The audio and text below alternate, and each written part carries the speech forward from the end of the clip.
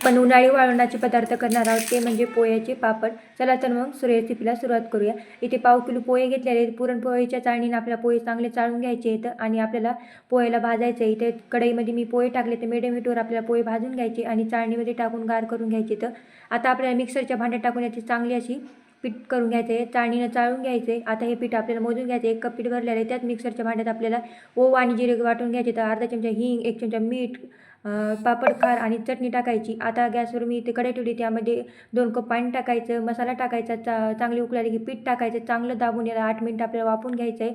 तर हे बघा आपलं वाफवून पीठ झालेलं आहे. एका ओल्या सुती कपड्यामध्ये काढून घ्यायचं, चांगलं असं चुरून घ्यायचं आहे आणि याच्यात आपल्याला लाट्या करून घ्यायच्या. तर रोल करून आपल्याला इथे मी लाट्या करते बघा. छोटे छोटे आकारात आपल्याला हे सगळ्या लाट्या तयार करून घ्यायच्या. आता गोल करायचं आणि पन्नी किंवा बटर पेपर घेऊन आपल्याला हे पापड लाटून घ्यायचं आहे. बघा किती मस्त असा आपला पोह्याचा पापड झालेला आहे. तर इथे माझे सगळे पोह्याचे पापड झाले आहेत. कडकड उन्हात आपल्याला 2 दिवस वाळवायचे आहेत. तर हे बघा 2 दिवस आपले पापड वाळले आहेत. आता आपण इथे तळून दाखवते मी पापड. तर इथे गरम तेलामध्ये पापड टाकलेला आहे. किती मस्त असा बघा आपला पापड तळलेला आहे. अगदी तुप्पट फुलणारा आहे पोह्याचा पापड झालेला आहे. तर रेसिपी कशी वाटली नक्की कमेंट करून सांगा. आवडल्यास लाईक करा. तुम्ही पण असे पोह्याचे पापड नक्की करून बघा. पुन्हा भेटूया. धन्यवाद.